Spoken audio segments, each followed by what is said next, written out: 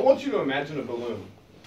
Now, you blow air into the balloon and what happens? It expands. Now, if we put too much air into that balloon, what's going to happen?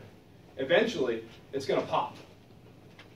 Just like with us, okay, if we were the balloons and stress was the air being put into us, at one point, we're going to either pop or explode. Well, today, I'm going to show you how to reduce that stress by making stress balls. What we're going to be doing today is identifying how to reduce stress. We all handle stress in different ways. But did you know by squeezing and releasing a stress ball can help you reduce your stress and feel a little bit better? So today we're going to identify two portions. I'm going to show you the materials you're going to need to create your own stress ball, and then I'm going to demonstrate the 5 simple steps on how to make your own stress ball. Now this was taught to me by a coworker who was actually deployed on a setting which used this to help men and women service members all over, help them reduce stress, whether it be away from family, whether it be their jobs. So a simple thing, a squeezing and releasing, can help reduce stress. So, the first thing we're going to do is identify the materials we're going to need. We're going to need 3 balloons, medium-sized balloons here. So I have 3 that we're going to be using. The next thing we're going to use is a measuring cup. This is going to be to put your flour in. Now I have a 1 cup, but we're only going to be using 3/4 of a cup. The next thing is a plastic bag. That's going to hold your flour. Then you're going to have your tape, which seals the bag off, which does not allow the flour to be released. And then we have our scissors for cutting the balloon and the bag. And then last, our flour. That's going to be the substance inside the stress ball. So now that we've identified all our materials, let's go ahead and start putting it together. So the first thing you're going to want to do is take your balloon. Now, on the neck of the balloon, you're going to cut about 1 inch off of it. That's going to be your first balloon. Set your materials to the side. So we're going to set that one to the side. The second one we're going to use, so we're going to go down a little bit further, so maybe 1.5 inches. Okay? Set our materials aside. And then the last one, we're going to get a little bit further down, so almost 2 inches. And this one is going to be our outer layer. So now that we have our 3 balloons cut, we're going to go ahead and set them to the side. Now the next thing you want to do is grab your bag and open it up. Okay?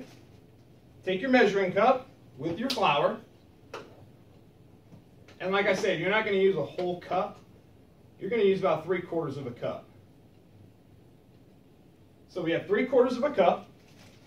Open the bag as wide as you can. And go ahead and pour it in there.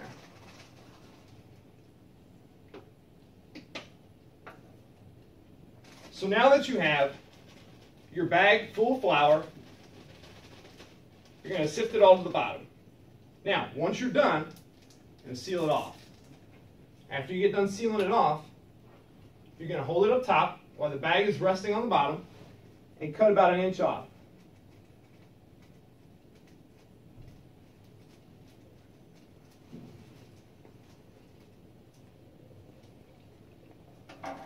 Now, once you've cut the top off, you're going to squeeze the bag together, letting all the air out, and start to twist. Once you start to twist, keep your index finger and your thumb tightly on it. You're going to grab your tape,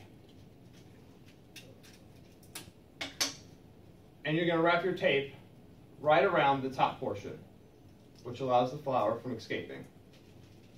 Now with this top portion, you want to push that into the bag and create a ball. Now with your first rubber band that you had, you're going to take your index fingers, open your balloon up. When you open your balloon up, you want to face it down, right over top.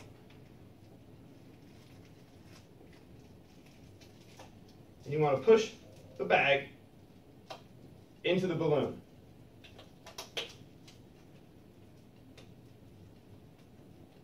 Which creates the first layer. Now, the second layer, you're going to take your balloon, the one that was cut 1.5 inches, and repeat the process. Remember to keep the open part up. Now this second one is a little bit easier because you're just going to put it right over. And then the third one,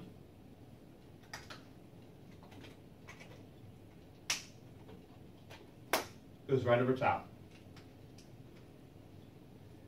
Now you have a stress ball. So the 5 simple steps on how to make a stress ball. Now, in conclusion, we've identifying your material that you're going to need to make your stress ball, and we demonstrated the 5 simple steps it takes to make it. Now you can use this technique with family, friends, coworkers, and I highly suggest doing so because it's easy, it's fun, and it's creative. Ladies and gentlemen, thank you very much.